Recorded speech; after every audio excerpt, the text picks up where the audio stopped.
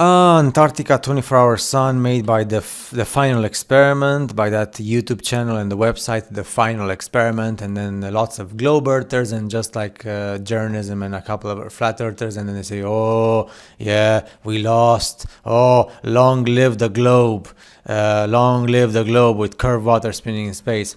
And people take out of context. Oh, unfortunately, this map here is not the one I wanted, but anyway, I have the full high definition one. They take out of context the Gleason map of the world. They why? Because all the flat earthers online, they said, oh, this is the perfect ice wall. Where the actual fact, the Gleason map and the true flat earthers never said that. They just said that the Gleason map shows the accurate depiction in terms of size of the continents and countries. And of course, the further more you move from the actual central part of the map, it gets more and more distorted. The point here was never to do this. This is stupid. Okay, this whole thing with, oh, it's an ice wall, and then that's impossible, and the sun moves in a circle. Everything you know about the sun moving in a circle, and this whole map taking out of context, forget about that. This map is awesome as long as you don't ridicule it with all this mumbo jumbo in the jungle with the water flowing from the edges. This map is awesome because it shows you the size of the continent. So Greenland is like this compared to South America and Africa. Europe is like this along with Russia compared to the rest of the world. North America is way smaller than South America. And Australia, of course, is super big, but it gets distorted as you move along because you would have to just put it closer on the map so it doesn't get distorted by the actual circle, because you're trying to put everything in a circle when the actual fact the circle we have is the one is shown by Vibes of Cosmos. Vibes of Cosmos has made a truly epic job in taking the moon and putting it accordingly with sizes and distances the best way he could, because he's not part of the government. This guy, he makes or they make whatever they can, and they took the actual moon itself. As you can see, white is oceans and water, and black or dark gray is firm lands, and you put that on a rectangular map to understand, not a circular map. The circular map is not perfect, a rectangular map. And this thing here about Vibes of the Cosmos is just to understand the concept. But the sun and the moon, they do not move in a circle. Vibes of Cosmos has analyzed everything properly and applied the mathematics into a real world of analemma. And analemma is super supreme science. And the sun and the moon moves in analemma. And this here, you see there's like a smaller portion and a bigger portion. This bigger portion here has like a more, it's a bigger oval. This is what the movement of the sun in the exterior of what we call the United Nations, closer to the Antarctic Treaty, so South America, South Africa, New Zealand, Australia, when it's summer in those places. And this here, which is like our summer in North America and Europe, you can see June, July, and August. So from April, May, June, July, August, and so on in the summer. And then the other summer, the summer in what we call the Southern Hemisphere, which doesn't exist because the world is not a globe, nor is it the United Nations map. If you want to understand the United Nations map, once you understand an Antarctica, this is Antarctica. The Antarctic continent like this does not exist. And the bases are distributed like this, according to Vibes of Cosmos, on the moon map. That's why the moon, we always see the same face. Take a light source in your room at night and put a poster, something transparent in the front of the light, and you're going to see the reflection on your ceiling, which never moves if you don't move the source of light.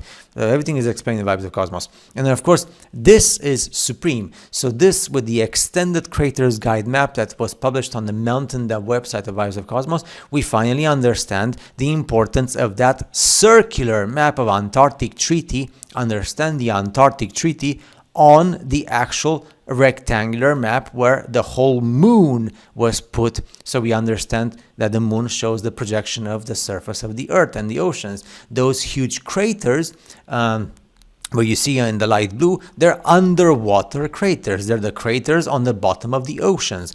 And the dark blue, or the almost black thing, is firm land. And the firm land that we know about, here we have like Asia and North America and South America and Africa. And what we call Antarctica is all this Antarctic Treaty. And what we know of Antarctica as those excursions and trips that cost $35,000 are from Ushuaia and Punta Arenas, which is in Argentina and Chile, to the closest islands possible, usually South Georgia and Orkney and Elephant, and to the icebergs. that are close here. You will never see anyone taking you to this major continent where they're like the major bases, which is called the New Land of Fire, and much less to go to the continent of Lakac or Galeka, or even to try to go in a straight line to Lemuria. Have you ever tried to go in a straight line to see if somebody allows you to go in a straight line, for example, from Japan, Indonesia, Thailand?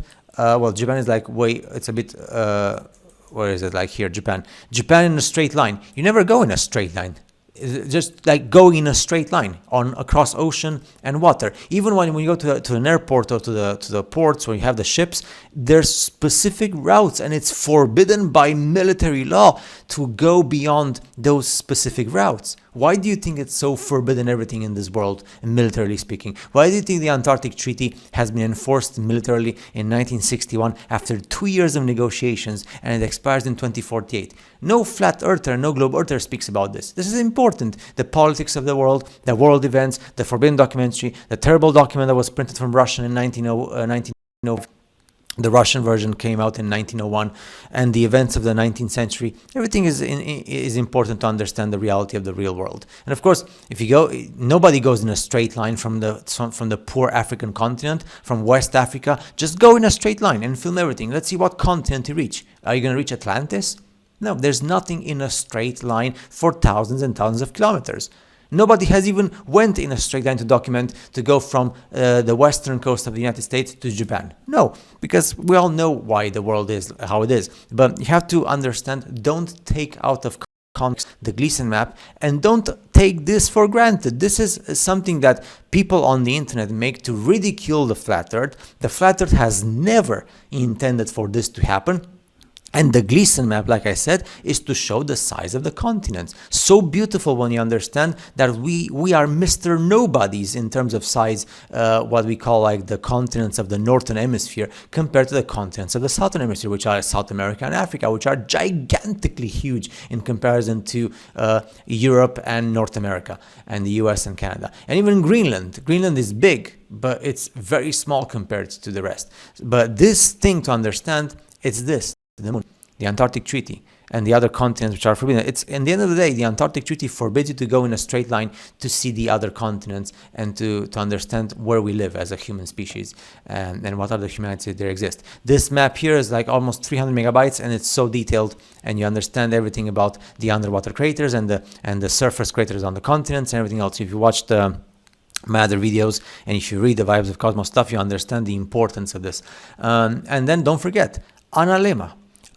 It's no flat earther and no globe earther dares to do this. Why? Because this is the reality of the real world, scientifically and mathematically correct, with everything perfectly put in place, respecting the reality of the real world. And the sun Analema is the full year as we know it, 0.25 days, and the moon is 28.5 days, and that's the way it is. And now we understand why the movement of the projections we call sun and moon.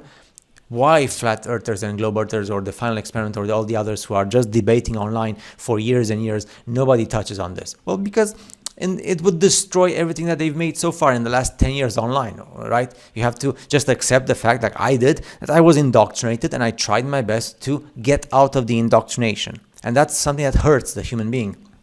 A human being, a man or a woman, it hurts them to acknowledge the fact that they were indoctrinated. So see you in the next video.